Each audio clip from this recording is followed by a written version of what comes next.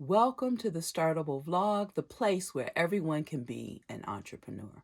I'm Nicole Dickens, the founder of Zoetica, where we help people start, launch, then scale their ideas for greatest impact.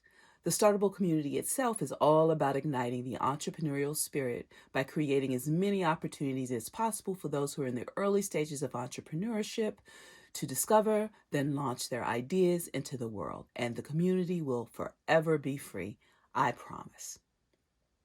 We're continuing our series on the entrepreneurial process, and we've talked a bit about how critical it is to identify what's true about a problem, to find the best possible solution for it, and how we need to search for a pinnacle, the best possible thing you can do for the world by solving this problem that will broaden our perspective as to what's needed, which is the same thing as give us a clue as to what's possible.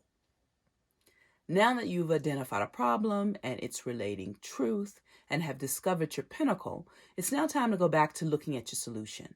That idea of yours that's going to change the world, so to speak, or just your neighborhood, because that's good too. We start there often before we reach the rest of the world, by the way.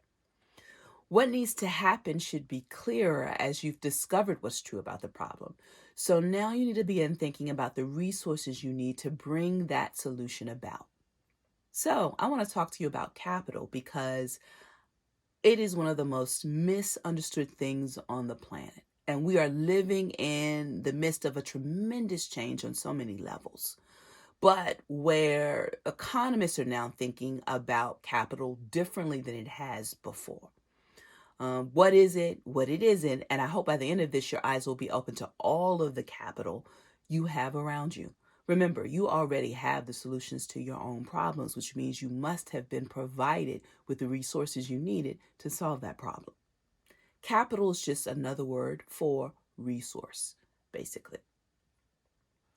The world, due to the prevailing school of economics that has dominated global thinking since the 1970s, and yes, I've gone pointy head on you here, and that is the Milton Friedman School of Thought, and you can Google that yourself to figure that one all out if you like in your own time, has exclusively focused on only one type of capital, financial, which is really the subset of what I refer to as material capital, which would include land, buildings, and anything representing value rooted in the material world, like securities, stocks and bonds, or agreements like royalties and revenue sharing agreements, patents even, and other intellectual property. But there are other forms of capital, and by not recognizing them, we lose sight of all that is available to us when needing to bring our solutions to life. And there are four basic categories of which material capital is one, and I've explained that one, but also includes spiritual, motivational, and social, rounding out the other forms of capital. Now, I like Dana Zohar and Ian Marshall's definitions of spiritual capital best, which states that spiritual capital is the effect of spiritual and religious practices, beliefs, networks, and institutions that have a measurable impact on individuals, communities, and societies.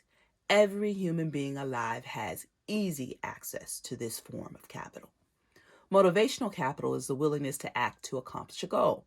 We have to first exercise it in ourselves before we can even think about stimulating this in others. But when we can do the latter, the results are explosive. The last form mentioned here is probably very familiar to all of us, but we're just beginning to wrap our arms around it given the nature of how the world has changed with regards to how we relate to one another. And that is social capital. Simply put, it is the effective functioning of social groups through interpersonal relationships, a shared sense of identity, a shared understanding, shared norms, shared values, trust, cooperation, and reciprocity. While we all have relationships, getting them to function effectively towards a common goal is when relationships become a powerful resource, a powerful force in the world. And when looking to build out your world-changing idea, you must look at all forms of capital available to you for raw materials. Too often, the focus is just on financial, which is one subset of material capital. You have far more resources available to you than just that, which can actually help you solve for the question of financial capital, because here is another truth. If the only problem you have is money, then you really don't have one, because the solution is good enough, the money will come. I promise you. So, what are the resources, the forms of capital you need to make your world-changing idea happen? Then ask yourself what is already in your hands. Start building with that. Do not fixate on financial, because I assure you that it's one of the easiest things to get when you put to use all of the other forms of capital available to you.